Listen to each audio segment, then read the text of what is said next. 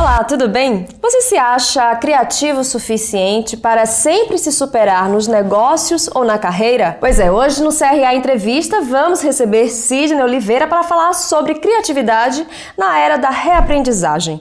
Tudo bem, Sidney? Tudo bom? Um prazer te receber aqui. E para a gente começar o programa, eu sei que é difícil, mas eu vou te pedir para definir o que é criatividade, principalmente nessa época que estamos vivendo. A criatividade é muito valorizada hoje em dia. A gente gosta da palavra, ela é sedutora, ela é colorida.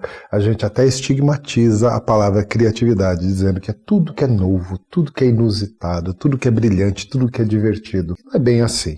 A criatividade, ela é um componente nosso, que é um componente da aprendizagem. Quando a gente já faz alguma coisa, a gente aprende, gosta de fazer aquilo, faz aquilo com algum resultado e a gente se apropria, a gente gruda naquele conhecimento. Ser criativo é contestar esse conhecimento. Contestar pensando em melhorar, pensando num novo resultado, pensando numa nova abordagem. Então, quando a gente trabalha a criatividade, mesmo nos dias atuais, a criatividade tem esse conceito de melhorar o que está presente, ou trabalhar o desapego do que está presente para um novo momento. Isso é aprendizagem, ou reaprendizagem. Então é possível se tornar um indivíduo criativo? Não se nasce criativo, se torna criativo, é isso? Se a gente tirar um pouco o estereótipo do criativo colorido, aquela coisa toda brilhante, pomposa, cheia de coisas e luzes e cores, e tirar essa ideia, pensar que todos nós somos criativos no momento que a gente faz algo diferente do que é o padrão, do que é a norma. Ser criativo é você contestar esse automático, contestar esse estabelecido e tentar fazer diferente. É óbvio que quando a gente faz diferente, gera algum desconforto. Então, o meu convite primeiro experimente a criatividade, não essa criatividade alardeada, essa criatividade colorida. É a criatividade nas pequenas coisas. Você faz de um jeito, experimente fazer diferente. Você já vai estar sendo criativo. O que você estava contestando quando você, no passado, criou a primeira conta universitária aqui no Brasil? O que você estava pensando naquela época? Bom, te motivou primeiro, a ter essa ideia? A gente nunca cria nada sozinho, então eu não acho que seja honesto eu dizer eu criei, eu não criei. Eu estava numa equipe, nós estávamos todo mundo lá, diante de um cenário bancário, onde os clientes eram disputados por todo o sistema bancário, o mesmo número de clientes. E aí sim, surgiu uma abordagem criativa. A abordagem pensou da seguinte maneira: todos os bancos lutam pelo mesmo número de clientes. Os clientes ficam indo de um lado para o outro, brigando por tarifa, aquela guerra tarifária e tudo mais. Alguém chegou e falou assim, mas a gente vai precisar de cliente daqui 10 anos. Por que a gente não aborda eles agora? Porque eles ainda não trabalham, eles estão nas universidades. Então, você vê que é uma abordagem em cima de uma realidade. Surgiu uma necessidade, a gente estava diante de um quadro aí de redesenhar os bancos, foi na década de 90, no banco que eu trabalhava, nós estávamos realmente procurando alguma alternativa para aumentar a nossa carteira de cliente. Então, essa abordagem falou, olha, não adianta lutar pelo número de clientes agora, porque todo mundo está lutando. Que tal lutar pelo cliente de daqui 10 anos? Esse daqui 10 anos é o princípio da conta que foi chamada depois de conta universitária. Quer dizer, eu vou conquistar o cliente agora, prevendo uma fidelidade dele futura. Entende que foi a abordagem, ninguém abordava dessa maneira. Na época você lutava pelo cliente que já tinha dinheiro, já tinha salário, já tinha capacidade de consumo de produtos, e não o cliente que não estava ainda dentro do mercado. Então, quando a gente pensa na criatividade, é pensar na necessidade diante de um quadro estabelecido, ou seja, eu tenho que olhar o que está estabelecido e olhar, isso pode ser diferente? Que mais que não está contemplado nesse cenário? Esse é o exercício constante da criatividade. Naquela época foi isso que a gente acabou fazendo. Foi um divertido brainstorm com várias pessoas e é evidente que não é uma pessoa que coloca, são pelo menos centenas de pessoas que se mobilizaram para tornar um produto que hoje é um produto conhecido. E sim, hoje ele é um produto padrão. O ideal seria ser criativo com o cenário de hoje. Algumas empresas estão ousando fazer banco diferente, que nós estamos vendo aí nos apps ligados a banco ou nos apps de serviço de pagamento. Ou seja, o serviço bancário está passando também por um novo período de redesenho, de ruptura do que existe, de repensar os chamados bancos digitais, ou o nome técnico é fintech, né? São as empresas que operam no mercado financeiro através de apps. Isso tudo está redesenhando o mercado. Então, a criatividade sempre parte de uma necessidade ou de uma tentativa de melhorar o estabelecido. Portanto, eu tenho que pensar que o estabelecido, ele não é eterno. Eu tenho que pensar sempre, ele não sendo eterno, o que eu posso fazer diferente? Que oportunidades que tem? A criatividade pede a oportunidade, a gente precisa da oportunidade, senão ninguém gosta de ser criativo, a gente prefere o conforto do que já está estabelecido. Aproveitando esse gancho das fintechs, dos apps, né? Qual a diferença, né? Hoje a gente fala muito de ideia disruptiva, então qual a diferença de uma ideia disruptiva para uma ideia criativa? É a mesma coisa? Pode ser enxergado como a mesma coisa, mas eu gosto de pensar que o criativo é aquela coisa idealizada, aquela coisa que permite-se tudo, é intencional, não tem muito compromisso com a viabilidade. O criativo, ele não tem um compromisso geral com a viabilidade. O disruptivo não tem muito essa alternativa. Quando você rompe alguma coisa você tem que fazer com aquilo que foi rompido. Não dá para você ficar impassivo. Eu posso ter uma ideia criativa e nunca implementá-la. E não vai ter consequência nenhuma. Agora, eu posso ter uma decisão disruptiva, ter um movimento disruptivo, alguma consequência da disrupção irá acontecer. Com a ideia, só pela ideia, não necessariamente. Algumas pessoas criam aplicativos que são boas ideias, mas assim, ninguém implementa, ninguém compra, ninguém absorve. Mas a ideia é legal, a ideia ser legal é criativa, mas e aí? Não resolve nenhum problema? Ou não resolve ou não tem aderência. Agora, o disruptivo era dessa maneira. Por exemplo, a gente estava acostumado, de novo falando dos bancos, estava acostumado a ir a um banco, a ir a uma agência bancária. Até um tempo mais atrás, a gente ia até o guichê do caixa. Hoje a gente já para naquele autoatendimento e já acha que é suficiente. Tem muita gente hoje que já rompeu com essa ideia e nem quer ir no banco. Você não precisa, hoje, para você ter o serviço bancário, você não precisa. É essa movimentação que rompe o comportamento, rompe o estabelecido. E não tem alternativa. Quando rompe o estabelecido, alguma consequência vai ter. Positiva ou negativa, mas a consequência vem. Com a ideia não, a ideia ela é colorida, ela é bonita, você pode dar que não vai doer nada para ninguém. Quem conhece um pouco a história do Sidney sabe que ele sempre criou e abraçou oportunidades, como por exemplo, foi executivo de banco, como a gente já mencionou, esteve à frente de empresas pioneiras relacionadas à internet no Brasil, como a Shea, a Zik, pronunciei certo? Ganhou dinheiro, perdeu dinheiro, mas nunca desistiu. E agora está no momento prestando mentoria, né? Fazendo esse serviço de mentoria. Minha pergunta, diante desse quadro, dessa série de atividades que você desenvolveu e desenvolve durante a sua carreira, qual o momento certo de mudar, né? De perceber, não, esse caminho não está legal, eu preciso seguir outro. Existe esse ponto diante dessa sua experiência? Eu diria assim, é romântico dizer que você teve a sacada. E, de verdade, a gente tem uma movimentação do incômodo. Então, o momento certo é o momento que gera o incômodo. Quando você está incomodado, a realidade à sua volta não está te atendendo e gerou um desconforto, esse é o primeiro grande momento para você mudar. Eu percebo hoje na minha trajetória que boa parte das mudanças que aconteceram foi porque eu estava no desconforto e esse desconforto me levou adiante, me levou à frente. Às vezes a gente no desconforto toma algumas decisões e não dá certo. Sim. E às vezes dá certo. Independente do resultado, é o desconforto que mobiliza. Então, para mim, não tem aquele momento assim, agora pronto, chegou o momento. Nunca vai acontecer. Eu acho que a necessidade faz o momento. Você comentou que eu sobre a minha trajetória mais recente, que é de escritor e de mentor.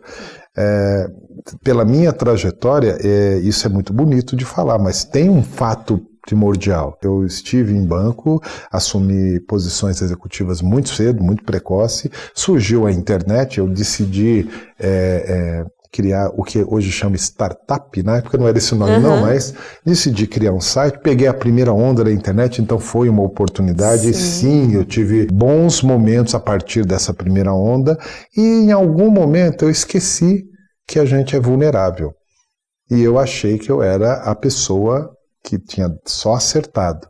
Quando a gente faz isso, a gente meio que baixa a guarda. Quando você acha que você é um pouco invulnerável, você baixa a guarda. Então eu vou te revelar uma coisa. O que fez a virada foi um sequestro. Eu fui sequestrado porque eu estava, vamos dizer assim, na crista da onda, a mídia, a capa de revista, todo mundo dizendo, uau, olha só, ele vendeu o site, nossa, olha como...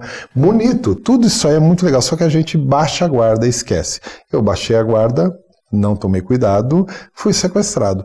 Do sequestro, eu comecei a repensar minha vida e aí, de novo, olha, fui reconstruir toda a vida. E eu tive que entrar na reaprendizagem, porque eu nunca tinha trabalhado com RH, nunca tinha trabalhado com liderança, com formação. Minha história era executivo de marketing, executivo de produtos, eu sempre ligado à tecnologia ou a produto, e de repente eu tive que reaprender, começando de novo, do nada ou do zerinho, para reaprender. Óbvio que muito da minha vivência vem embarcado junto comigo, claro, mas você tem que começar de novo, se colocar na condição de novato. Isso foi uma das dores mais importantes que eu aprendi, que você não comanda tantas coisas, não dá para você dizer agora estou no momento. As circunstâncias vão dizer, você tem que estar atento às circunstâncias e gerar o desconforto quando você se pegar muito confortável. E quando você estiver no desconforto, fazer decisões ousadas. Isso vai transformar a tua trajetória. Especialista em gerações também. Sim. Você se tornou. Como é que as gerações estão se comunicando, estão convivendo nessa Revolução 4.0? É engraçado que você falou, especialista em geração, e parece que tem uma faculdade disso. Às vezes me perguntaram, Ciri, como é que eu faço para ser especialista? Como é que se torna um especialista em gerações? Estudando muito, não só em gerações, mas em qualquer assunto, mas aprofundando. Eu tive uma trajetória executiva muito precoce. Então, no banco que eu entrei, eu fiquei executivo com menos de 30 anos de idade, eu já tinha assumido uma das diretorias. E isso, na época, era muito precoce, isso me expôs de uma maneira muito precoce. Eu percebi, depois de uns anos, que essa precocidade só teve sustentação porque eu tinha mentores. Só que eu não entendi essa história de mentores, e eu fui acompanhando a trajetória. Quando eu tive o desejo de trabalhar com formação de liderança, eu escolhi justamente o público que era do universitário, quer dizer, o jovem. Vou preparar os líderes de daqui 10 anos. Olha só, mesmo DNA. Estudar o jovem a partir daí foi um desafio, porque o jovem pós-internet, o jovem nascido no final da década de 80, década de 90, ele tinha um drive diferente. Eu comecei a tentar estudar o comportamento dele, que era diferente de todos os comportamentos que eu conhecia até então. Foi aí que, nesse estudar, a gente vai lendo, fazendo pesquisa, lendo pesquisa, você começa a ver um padrão. Esse padrão se tornou um padrão que hoje é conhecido como padrão geracional. A primeira geração que eu acabei apresentando aqui no Brasil foi a geração Y. Já existia um movimento na mídia. Eu entendi que essa geração era uma geração especial porque é a primeira geração com forte influência da internet, já não é mais a única. E nesse momento eu comecei a identificar padrões de comportamentos diferentes. No momento que você começa a identificar padrão, você começa a registrar. As pessoas começaram a ler os meus registros, os livros começaram a sair, e aí você é reconhecido como especialista num movimento que quase ninguém estava vendo naquele momento. Hoje o assunto é bastante estudado, mais gente estuda esse assunto e ótimo, porque é um assunto novo que a gente não abordava ou não prestava atenção, assim como mentoria. Eu peguei essa história de ser jovem e ter mentores e falei, poxa, isso talvez combine com o jovem de hoje, que é esse jovem pós-geração Y, é o jovem que está super nutrido de informação, mas ele não foi tão testado quanto os jovens de antes. Então, esse jovem talvez precise sim dos mentores, que são os veteranos de hoje. Que diferentes de outras épocas, o veterano de hoje vive mais. Se ele vive mais, eu tenho que dar um novo papel para ele. Ou seja, nós estamos num cenário onde o jovem precisa aprender e o veterano precisa reaprender. Ele tem que se desvestir do que ele já sabe para ele aprender esse mundo novo. Então nós estamos com um cenário extremamente favorável à mentoria mesmo. Por isso que surgiu a escola de mentores. Isso eu ia até te perguntar, você tem uma coluna na Exame.com falando um pouco sobre esse seu trabalho, né, como especialista de gerações. Eu queria entender, na sua opinião, que você tem pesquisado, como é que está o perfil do jovem, principalmente nesse mercado de trabalho? Qual é o anseio principal, os principais medos, os principais ideais? Olha, tem um perigo muito grande da gente estigmatizar o jovem com conceitos de avaliação e de julgamentos que já serviram para todas as gerações de jovens. Então tem alguns assim, ele não sabe o que quer, ele é preguiçoso, ele é dispersivo, ele não foca em nada. Isso tudo é característica de jovem em qualquer geração. A única coisa é como eles manifestam isso. Então eu não gosto muito de classificar o jovem porque a gente cai no generalismo. Agora, eu posso dizer que o jovem de hoje, ele tem uma bagagem, um instrumental, ele tem um cenário para brilhar muito mais do que os jovens de outra geração. Ele precisa assumir isso, ele tem que protagonizar, ele tem que ter coragem. O cenário não está pronto, o cenário nunca vai ficar pronto, ele precisa ousar e avançar. Esse avançar só depende dele. Então, uma das coisas que eu mais tenho estimulado o jovem é ele tomar conta da própria realidade, ele protagonizar mais do que ficar esperando o cenário ficar pronto. Eu acho que esse talvez seja o único desafio diferente do jovem. Se a gente relacionar a liderança com o perfil jovem, né, um líder jovem, você acha que todo esse cenário é mais favorável para um líder jovem do que para um líder mais experiente, porque tem essa questão de mudar o mindset, de se reconfigurar, e o jovem não, o jovem já está nesse processo, né, de formatação junto com o mundo? Nós estamos passando por um período de transição do que é conhecido como liderança. As gerações mais veteranas, eles foram forjados naquela liderança piramidal, ou seja, um líder, os demais liderados dentro de alguma estrutura. Isso está sendo contestado hoje porque já não atende totalmente às realidades. Então nós estamos entrando numa época da liderança situacional. Ou seja, nós estamos falando de trabalho colaborativo, onde você assume a liderança em determinado momento. Não assume o tempo todo, então aquela coisa da hierarquia já não faz parte do vocabulário. E o jovem de hoje, ele já entende isso de uma maneira muito mais simples. Para ele, esse processo colaborativo já é parte do processo dele, porque ele vem brincando desde criança, ele vem trabalhando nos games e ele já vem construindo essa realidade mais colaborativa. Nós estamos vendo a transição onde você tem uma geração de veteranos que ainda tem o modo antigo e a geração de jovem que respira esse modo colaborativo. A gente precisa juntar as duas coisas, porque não é nem tão certo o colaborativo o tempo todo, existem realidades que precisam da hierarquia, mas também existem realidades onde a hierarquia já não atende mais. Você precisa de modelos um pouco mais disruptivos, né? Modelos mais colaborativos. Então é esse cenário que a gente vê os jovens surgindo como um novo líder. Bom, a gente está chegando ao final do nosso programa, mas antes da gente encerrar, eu vou pedir ao Sidney para comentar um pouco sobre um tema que ele apresentou na última edição do ENCOAD, cujo tema principal era a administração na era da reaprendizagem. Você trouxe um tema que relacionava a criatividade com essa era da reaprendizagem. Qual a grande importância, né, de ser um criativo nesse momento? Eu acho que a gente lembrar que para você ser criativo, você tem que ser novato. Eu gosto da palavra novato, que novato não tem a ver com a pessoa, nem com a idade. Novato tem a ver com o cenário. Cada vez que eu entro num novo cenário, naquele cenário eu sou novato. Ou seja, cada vez que eu sou novato novamente, eu tenho a oportunidade de aprender. E é esse processo constante que nós estamos hoje vivendo. Uma necessidade de você ver um cenário que está mudando à nossa volta. Às vezes a gente acha que não está ou não quer enxergar, mas o cenário está mudando. Então a gente tem que assumir um papel de novato. Em uma outra oportunidade, eu joguei uma frase e eu gostaria de encerrar com essa frase, porque eu acho que é uma das frases mais provocativas para você estar pensando em ser criativo com uma nova com uma nova realidade, com um novo cenário. A frase normalmente é pensar o seguinte: quando foi a última vez que você fez algo significativo pela primeira vez? A gente tem dificuldade de achar a última vez que a gente ousou estar na condição de novato, ousou estar na condição vulnerável do novato.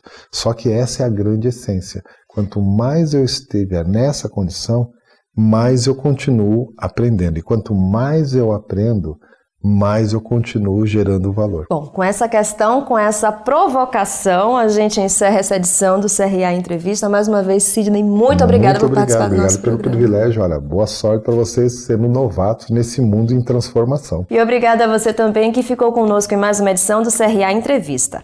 Não esqueça de curtir esse vídeo, de se inscrever no canal a serviço da administração e de ativar as notificações. Até a próxima!